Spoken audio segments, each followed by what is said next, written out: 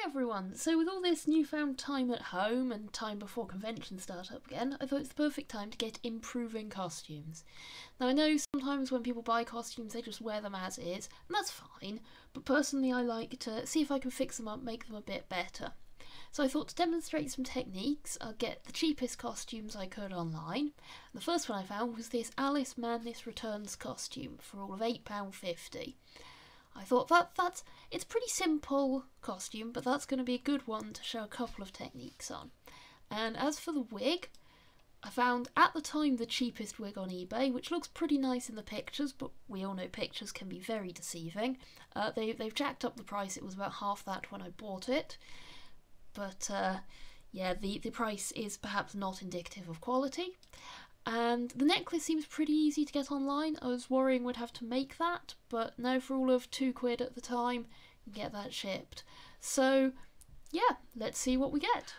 Right, so our Alice Madness Returns costume has arrived, and it all arrived quite quickly because it actually came from the UK in the end, which is quite a surprise. Now, we're going to look at the wig first. I'm always nervous about cheap wigs. They can look very shiny, very badly cut. Doesn't actually look too bad for the £4 or whatever we paid for it. So see if we can detangle it from its net. It's got some kind of tag, high synthetic hair, best quality. Apparently by brand S No Light. Not come across that one before, but let's see. Now, to the hand, it doesn't feel wonderfully soft, it feels a little bit rough. It does look a bit shiny, but also weirdly a bit straw-like. Let's just have a look. I'm going to pop it here on a cosplay head. I tend to use a male head because they're more like my actual head circumference, of 23 inches. I find that the female heads only really work for small-headed people or children. Does look a bit small on this, we will see, but it's actually not too awful. It's got some decent layering, which, you know, I wouldn't want a long straight wig all at one length, so yeah, the layering will help me from having to style it too much later. It seems relatively thick. I can't see the cap coming through too much even when it's stretched on a head, and after some digging you can just about see it, and the cap is black, which helps. It is of course curly, which we knew ordering it, but that shouldn't be a problem. What we're going to do is straighten it. Synthetic wigs, plastic wigs, which is what most cosplay wigs tend to be, have different heat tolerances. Basically, because they're plastic, they can melt at high temperatures. Now if you buy a wig from Arda or Coscraft or somewhere, it's going to be really heat resistant and will resist styling even with styling irons, curling wands, straightening wands, anything. A wig more like this, I wouldn't necessarily trust it with that. I might do a little test, and if you take some of the hair kind of from around the back of the neck, you can give just that little end a test and see if it freezes and melts, then don't do it again obviously, but if it doesn't, you're fine. However, for lower heat resistance wigs, for straightening, you can simply leave it on a head or have it hanging and pour hot water on it, usually boiling, but you might want to start lower just to see how heat resistant your wig is. So pretty much that's what we're going to do. Also, of course, it's got the fringe, which we don't really want, but we will try to style that in as best as possible. Worst to the worst, I might add some hair in from another wig, but we'll go into that in more detail later. So now on to the fun bit, the costume. We're in this surprisingly small package because it's vacuum packed. I dread to think how crumpled and ruined this could be. Right, I need some scissors to open this. Let's see, this is definitely going to need a good iron after this. Oh, gotta be careful, it's not perfect square in there. Rightio. Okay, so yeah, sure enough, it is wrinkled to heck. Wow, yeah, that is going to need a good iron. However, here's the apron. It actually doesn't look awful. I mean, the fabric they've picked is some kind of, I would guess some kind of polycotton or viscose or something synthetic, but not fully synthetic. It feels like it might have some natural content in there. The apron has quite a nice flared shape, and the decals appear to be heat bonded on from a second fabric, so the pockets are quite stiff. Oh, they haven't actually hemmed inside the pockets, which is a bit of a longevity issue, but we can fix that in a bit if we so desire. The bow is indeed separate, and it's just got a little pin glued on the back. Excuse me. Yeah, that's hot glue. They've just hot glued a little sew-on pin. Oh well. Excuse me again. We can deal with that later as well. Oh, the bow also isn't actually a bow. It's just one piece of fabric. It doesn't loop over. We could make a new bow. We'll see how that goes. And also, again, they haven't finished off the hem there, so there's actually just some fraying coming off that. We're definitely going to fix that, whether by satin stitching over the top or just melting it, seeing if there's a high enough synthetic content for it to heat seal.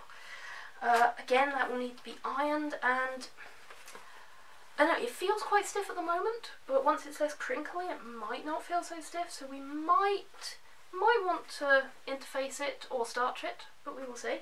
Obviously there's not the cute little skull decal, so we'll be making that later as well. Now for the dress itself, it seems to be exactly the same fabric but in blue. Again, creased to heck. I mean, it's pretty basic, but this is kind of what you expect. The sleeves, there's a bit of puff in there. They aren't elasticated at the bottom, so we're probably going to elasticate that round to really hug the bicep better and emphasise that puff. And then you can also wear it slightly higher up to give it that extra puff. What else? Quite nice sized skirt. I was worried the skirt might be too narrow, but if I stand up you can see it's actually quite big, which is great because I think this costume would really benefit from having a little petticoat under it. Not perhaps as big as my classic Alice in Wonderland where it really comes out, but something just to give it that shape. And if you've already got the space for the petticoat, that makes it a lot easier. There is a zip. Oh, they have actually overlocked inside this one, albeit in black thread, but hey, no one sees the inside. The zip, yep, very functional. Ooh, goes quite far down, so it should be a nice easy costume to get into. Bye wig.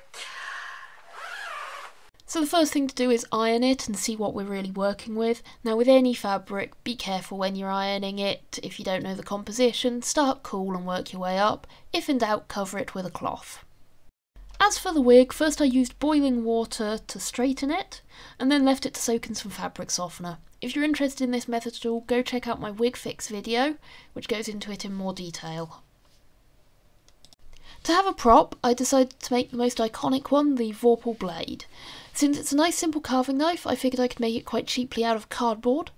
I'm using corrugated cardboard here, but that's not ideal because the corrugations can make the surface lumpy. There are ways to work around this though. To start with, I drew the rough shape from a reference picture online and cut that out. For the blade edge, I very carefully sliced away some of the card using my craft knife. Be really careful if you're doing something like that though, always cut away from yourself, it's very easy to slip. After that, I coated the whole thing in strips of masking tape, tearing the tape into little pieces to go smoothly over the curved edge. Now, cardboard props aren't very sturdy, although you can coat them in loads of layers of papier-mâché. 10 to 15 layers will generally make a prop quite sturdy. However, since this was just for one quick shoot, I just gave it a couple of layers of masking tape and then primed it with a few layers of PVA. For the detailing, I wanted it to stay raised, so I'm using puffy paint, which gives a raised pattern and dries after about 4 hours. I just drew the pattern on, it's kind of a vine design, with pen and went over that. Puffy paint is a bit of a pain to work with, and if you get an air bubble in the nozzle, it can lead to a bit of an explosion. That's why you see me constantly shaking the paint down to the nozzle. After that, for the painting, I just used a simple silver base coat and then went over with pewter, black and grey tones to add a bit of depth, kind of going around the detailing, weathering in on all the creases, and painting the vines themselves a slightly darker colour. And you can see up the top there the kind of detail we're going for. It just makes the design look a bit more present, more there, gives it a bit more emphasis. For the skull on the back of the bow, I thought the quickest way would be to use foam clay, and then it'd be nice and light and wouldn't pull the bow down backwards too much. I'm using off-brand foam clay from Flying Tiger. Specifically, it's called light clay, not pearl clay, although they sell both. Pearl clay is kind of lumpy. It's a lot cheaper this way than buying it from Coscraft or Polyprops or wherever. I kind of approached sculpting as a trial and improvement thing, and I did end up destroying it and restarting a few times, but just work slowly and hope for the best is my approach with sculpting.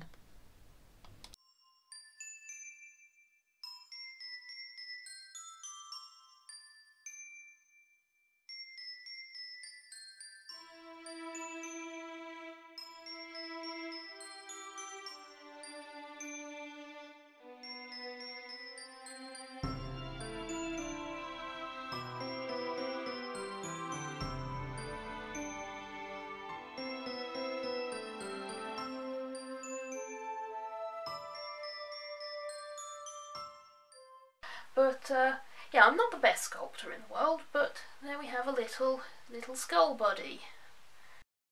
I've got some cheap acrylics here in white, black and yellow for a bit of, you know, creamy aged bone look. And I always use some scrap paper instead of a palette. Just gonna spot a bit out each and then do a base coat, then try and do some detailing on it.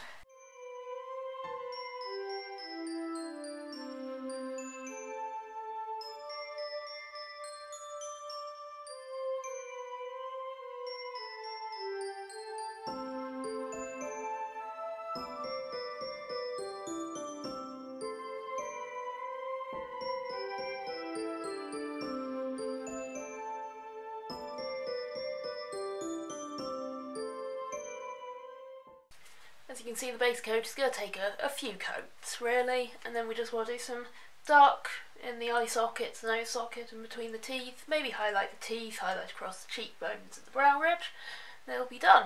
But need to let this base coat dry first. While we wait for paint to dry, the wig that we straightened the other day is now fully dry. It's still looking pretty shiny, but we can deal with that in a bit. It's a bit tangled at the moment from its little bath, so first things first, we're going to brush it out. Now, despite appearances, this is a spray bottle just full of plain water. I've got a wig brush, although any kind of wide tooth comb or wide tooth brush will do. And just going to be a case of brushing it. If there are any tangles, spritz it with a little water and then run the brush through.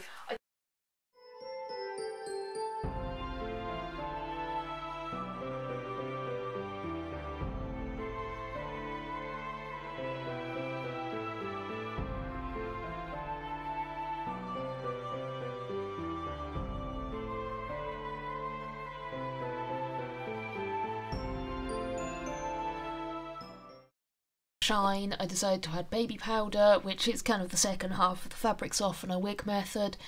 Now, on a black wig this is a bit of a problem because it will leave a white residue, but I'm going to try and find that balance between shiny and dulling out the colour.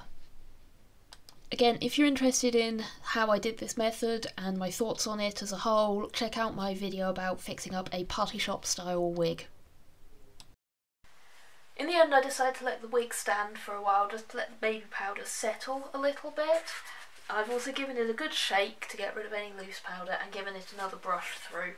All in all, I'm pretty pleased with this. It has taken some of the dark, bold blackness out of it. It's now a really dark grey, I suppose, but considering what we were starting with, I think it's a huge improvement. The next thing I'm going to do is just trim it a bit. Now, Alice's is very straight down, but I don't find that's a very flattering shape on my face.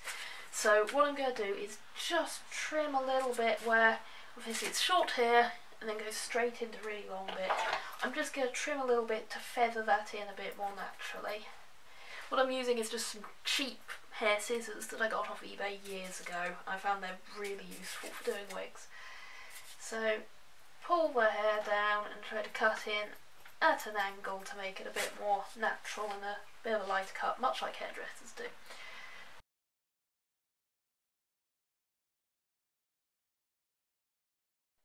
And with the knife drying, we want to also start doing some detail on the skull. As you can see, I've given it a nice base coat of kind of creamy whitey colour. I haven't done the back yet, but I'll do that when I attach a fastening. So back to our paint palette as such. I've got the same creamy colour I was using. Weirdly, this Poundland paint hasn't been so good. It's been a bit lumpy. Sometimes it's a bit hit or miss. Maybe their paint is going downhill. I don't know. We'll find out.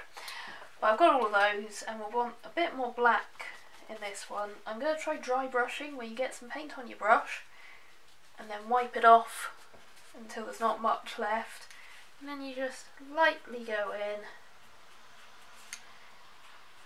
and it should give you a less harsh colour, and you can use it to kind of simulate dirt in something, or wear and tear, or whatever you want.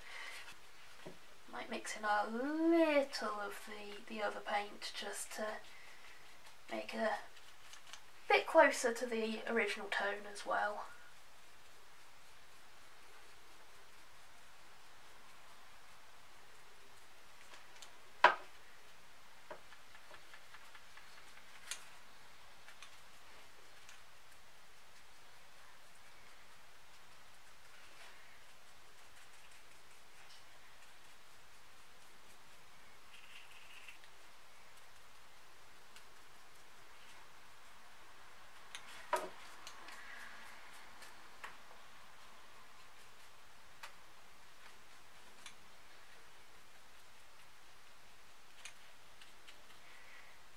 As you can see, I'm using some of the original tone to just shade out towards the edges to blend it in a little bit.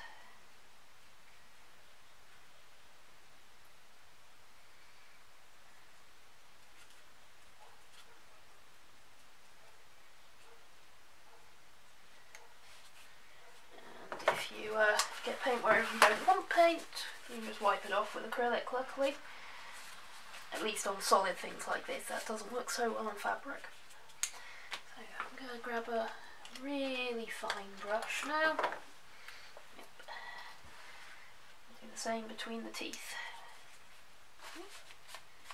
A bit too much there on his brow line.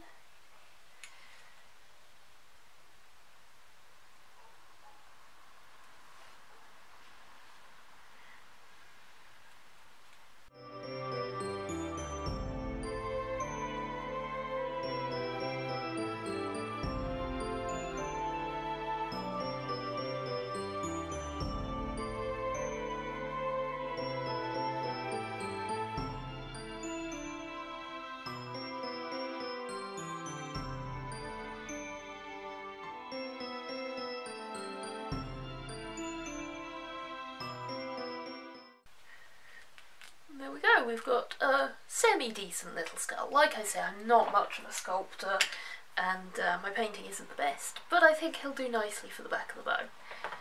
So, with this really high quality diagram here, I'm going to go over how I'd quickly make a really simple petticoat. Now, I'd start with a little strip of fabric or dress net or whatever that has to be the length of my waistline, add a few inches. And then I'd fold that over most likely to make a channel to put string or elastic in. Then for each subsequent section of the petticoat, each layer, you'll want to have a bit that's about double, and then double again, and then double again in length. Often I buy my dress net from places like scrap stores where you won't get meters and meters at a go, so that will be made up of various little sections, and it doesn't matter too much to have those joins in there. Now, usually I would mark the halfway point of each piece, and often the quarter points as well, just with something like chalk or a Sharpie or a safety pin or something, just so you know where they are. And then I'd start with the longest bottom layer and the next layer up, have this layer, the middle one in this case, on my left, have the longest layer on my right, pull them together at the machine, and then just make sure that those quarter marks and half marks all line up so you're getting a roughly even gather. Now you can do this by doing a loose tacking stitch through the top of each layer and then gathering it to the length, but that does take a bit longer. It is much neater, but I tend to go for the lazy one of just joining up the marks.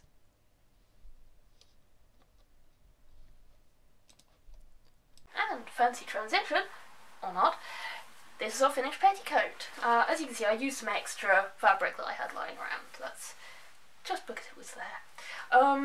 I've trimmed the bottom. You do is you hold it up and you trim any bits that obviously look too long. Make sure you're actually grabbing it by the waistband when you do it though, because you don't want to trim any bits too short.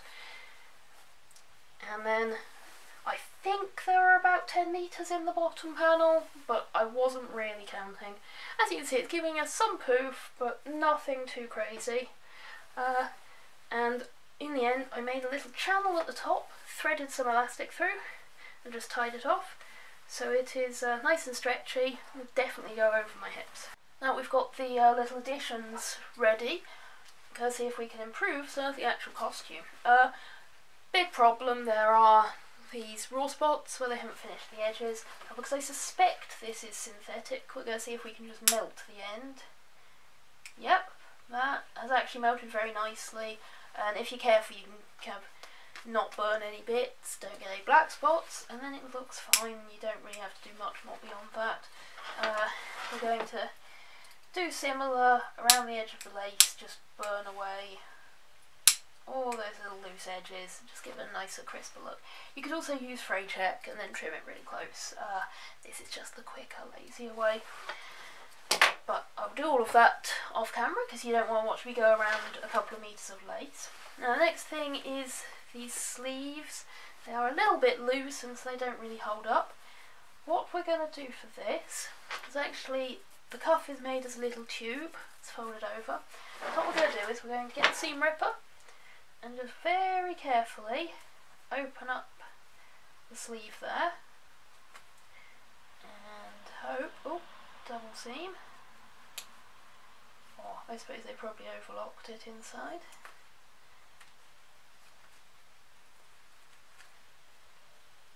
And then we've got a little hole with access to the inside of the sleeve cuff. So I've got some elastic here, once again from the scrap store, so still in that £1.50 box. And we're going to do the very arduous task of threading this through. Success! We have it all the way through, fab. So I've got a little more excess around to this side.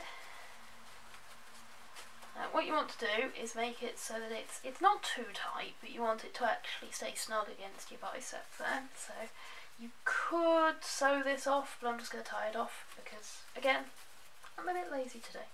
Next up, as promised, there's going to be the fake blood. Now on my palette I've got some red, obviously, a little bit of black and a little bit of green, because dried blood, even relatively fresh blood, is rarely that bright red that you've got from paint. So we're going to have just the tiniest bit of black into here, a tiny bit of green. Obviously that will make it more towards a slightly brownish colour, which is what we're after. It's really not a lot, just a tiny bit, just to give us a slightly more natural colour. And I'm going to start by adding some onto the knife.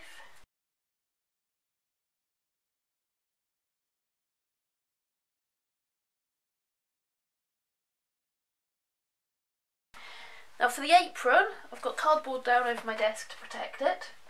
And I've also got a tub with just a little bit of water in. This is, as you can see, a tub that I use for paint, but that white is actually dry.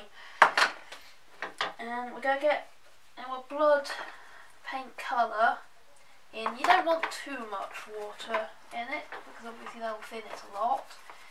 So I tend to have it on a slight angle and pull some water up to the blood when I want it. And this is so that it'll flow more easily when we flick it at the apron.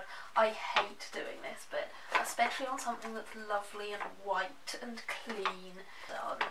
So may as well start. So we've got a nice randomised pattern, but I want it to be a bit more noticeable than that. So I'm going to add some big bits. And again, you can sponge it on. Sponges are great for all kind of weathering and bloodifying and all that.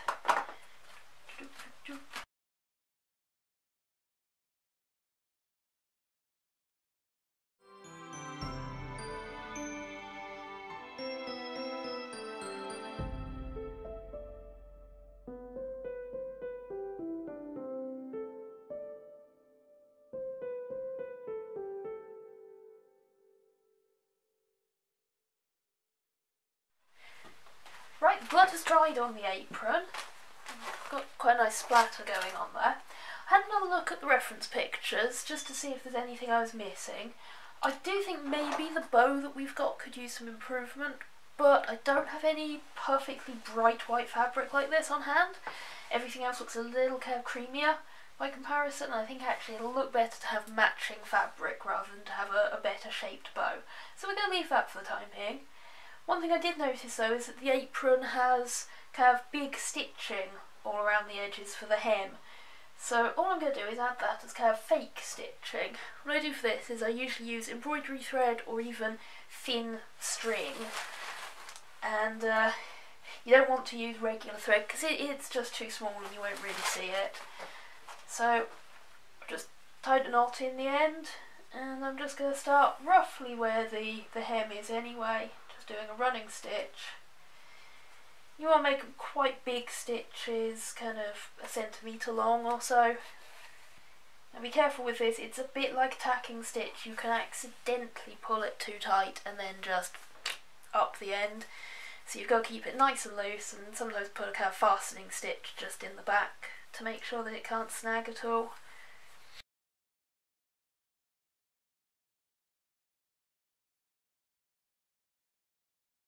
And here is the finished Alice Madness Returns costume upgrade. For what it was, for what, just over a tenner all in, I'm really actually quite pleased with this. I think it's really wearable.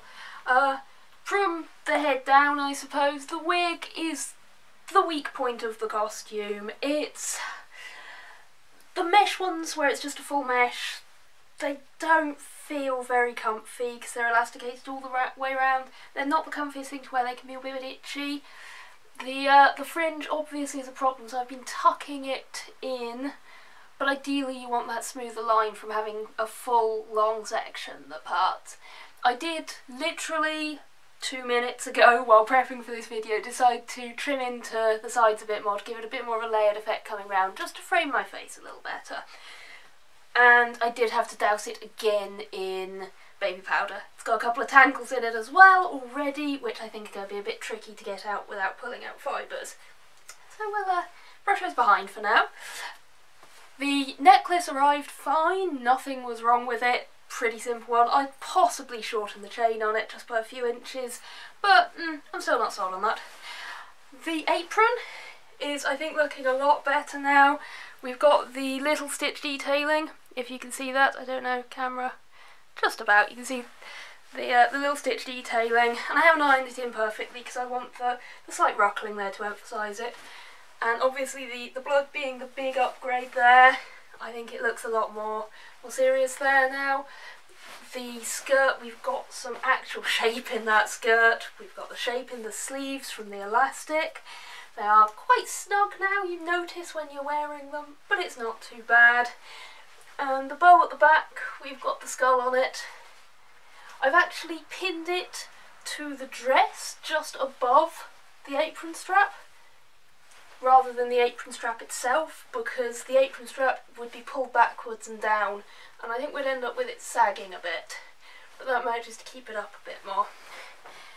And I've got my stripy socks on, I got from Poundland, and if I was wearing this out of the house, I would throw on just some black boots. I always have a pair sat around for cosplay that I got given, so I'd use those, I think. Oh, put it down to fix my hair, And of course our knife is nicely finished, and I think, you know, certainly in photos you probably won't be able to tell that it's just cardboard, and the hand fully covers our slightly dodgy handle wrap, so yeah, pretty pleased with that too. Downsides, it could possibly do with taking in a little more, but I'm worried that the Velcro won't hold it if it's too tight. You'd probably have to replace the Velcro with something a bit stronger. The uncovered zip in the back is a bit itchy. I'll possibly cover that with some fabric down either side just to make it a bit softer. Like I say, the wig definitely has some drawbacks, but I think it's working well enough. All in all, for a cheap cosplay, I'm pretty pleased with what I've done here. Although, if you think there's any improvements that it still needs, any upgrades you'd like to see to it, do say. And hopefully my next project will be something a little more challenging, because I feel this one came out of the packet pretty good already. So I will take on something a bit more challenging next time. I've got my lights set up. I'm going to do a few photos in this. They'll be up on my Patreon and my Facebook soon, so do check those out. See ya! It's really exciting. It is literally watching paint dry.